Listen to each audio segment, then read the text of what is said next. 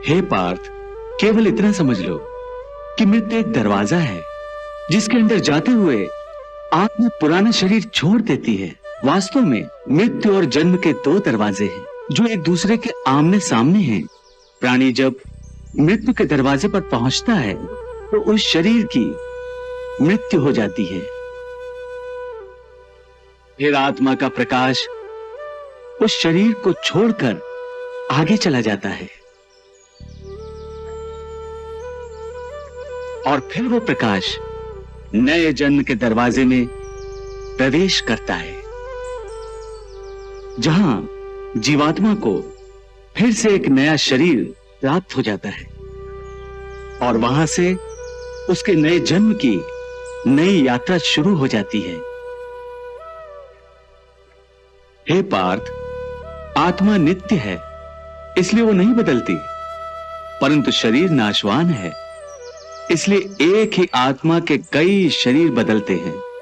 इसलिए हर नए जन्म में वो नए नए शरीर धारण करता रहता है। हर नए जन्म में आत्मा नए नए शरीर तो बदलता ही है, बल्कि हर एक जन्म में भी उसे जो शरीर मिलता है वो एक शरीर भी उसी जन्म में बदलता रहता है। ये बात मेरी समझ में नहीं आई केशव, क्योंकि एक जन्म में तो प्राणी को एक ही शरीर मिलता है। नहीं, एक नहीं, अनेक शरीर मिलते हैं एक ही जन्म में। मैं अब भी नहीं समझा प्रभु। मैं समझाता हूं। याद करो अपना बचपन। उस समय अर्जुन का शरीर कैसा था? एक बालक का। और आज वो शरीर कहां है? वो शरीर तो बदल गया इस शरीर में। अर्थात वो शरीर नहीं रहा। आज तुम्हें एक युवक का शरीर मिला है।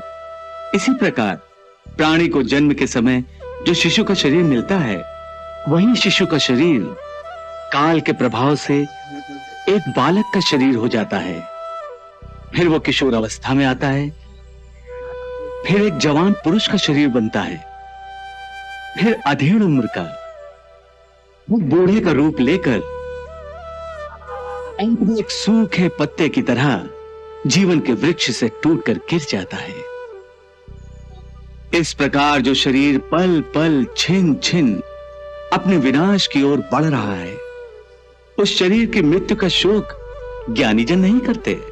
इसी रूप के लिए शास्त्र कहते हैं, कृष्णम वंदे जगत गुरुम। फूल की भांति हमारे शरीर अपने प्रकृति के कारण जन्मते हैं, बच्चे बनते हैं, जवान होते हैं, फिर वही जवानी मुरझाने लगती है जिसे बुढ़ापा कहते हैं। और उस वृद्ध शरीर को जब आत्मा छोड़ देती है, उस शरीर की मृत्यु हो जाती है। परंतु वो आत्मा कहां चली जाती है? शरीर के बिना आत्मा कहां और कैसे वास करती है? पुराना शरीर छोड़ने के बाद आत्मा नए शरीर में वास करती है। किसी शिशु के शरीर में चेतना रूप होकर आ जाती है, फिर वही चक्र शुरू हो जाता है। फिर वही जन्मना, रेंगना, उठकर चलना, फिर लड़खड़ाना और गिर जाना। ये सब शरीर के कौतुक हैं। इतनी बात समझ लोगे तो ना तुम्हें किसी के मरने का शोक होगा और ना तुम्हें मृत्यु का भय होगा। हे अर्जुन, हम और तुम ये शरीर नहीं हैं। हम तो इन शरीर के अंदर रहने वाली आत्माएं हैं। ये शरीर तो केवल हमारे रथ हैं, हम उसके स्वामी हैं। रथ के टूटने से स्वामी नहीं टूट जाता। उसी प्रकार शरीर के सुख और दुख आत्मा को सुखी या दुखी नहीं करते। यदि हम आत्मा हैं तो फिर ये सुख दुख का आभास हमारी आत्मा को क्यों होता है? ये सुख दुख का आभास आत्मा को नहीं होता, केवल शरीर को होता है। तो फिर आत्मा को क्या होता है? आत्मा को कुछ नहीं होता, क्योंकि ये होना न होना, सुख दुख, सर्दी गर्मी, ये सब प्रकृति के नियम हैं। आत्मा तो अविनाशी परमात्मा का अंश है, इसलिए आत्मा प्रकृति की सीमा से बाहर है। आत्मा अचिंत्य है, मानवीय चेतना के चिंतन के घेरे में नहीं आती। अर्जुन, आत्मा पर प्रकृति और सृष्टि के नियम लागू ही नहीं होते, क्योंकि वो सृष्टि और प्रकृति दोनों ही की पहुंच से बाहर है। जैसे एक चिंगारी अग्नि का ही अंश होती है, वैसे ही आत्मा परमात्मा का ही अंश होता है। इसलिए वो नित्य अजन्मा, सनातन और सर्वव्यापी है, स्थिर रहने वाला और अचल है। अछेद्यो अयम अदायो अयम अक्लेद्यो अशोष एव च नित्यः सर्वगता स्थाणुर अचलो अयम सनातनः।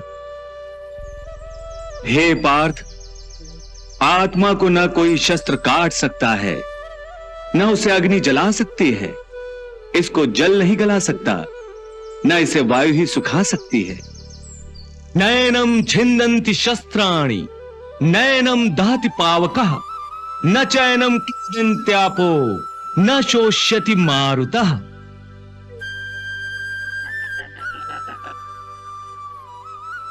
हे अर्जुन, ये सब समझकर तुम्हें ना किसी के मरने का शोक मनाना चाहिए और ना किसी के ना मरने की खुशी का प्रदर्शन करना चाहिए। हे केशव, ये सब मानकर भी कि आत्मा नित्य, सनातन और अजन्मा है, उसे शस्त्र नहीं काट सकते, आग नहीं जला सकती, फिर भी प्राणी की आत्मा को दुख सुख, शोक खुशी, मान अपमान, पीड़ा और आनंद का एहसास क्यों होता है? हे पार्थ, मैंने पहले ही तुम्हें बताया कि सुख दुख का आभास करना आत्मा का नहीं, शरीर का काम है। परंतु केशव, शरीर को दुख या पीड़ा तभी होगी जब शरीर को कोई चोट लग जाए या उसका कोई अंग कट जाए। जैसे शरीर आग में जल जाए, उससे जो पीड़ा होती है वो तो शरीर की पीड़ा है, परंतु मान हानि होने से जो दुख होता है या मान होने से जो आनंद आता है, उसमें तो शरीर को कोई चोट नहीं पहुंचती। वो मान हानि का दुख, वो अपकीर्ति की पीड़ा तो आत्मा को ही होती है ना? नहीं अर्जुन, ये कीर्ति अपकीर्ति, मान अपमान, ये लाभ हानि, ये जीतने का आनंद अथवा हारने की पीड़ा, ये भी आत्मा को नहीं होती। ये आत्मा का काम नहीं है, ये तो मन की शरारत है। मन की शरारत, इसका क्या अर्थ है केशव? पार्थ, प्राणी के शरीर का एक अदृश्य अंग है मन, जो दिखाई नहीं देता, परंतु वही सबसे शक्तिशाली हिस्सा है शरीर का। ये याद रखो कि मन शरीर का हिस्सा है, उसका आत्मा से कोई संबंध नहीं। आत्मा यदि रथ में बैठा हुआ रथ का स्वामी है, तो मन शरीर रूपी रथ का सारथी है।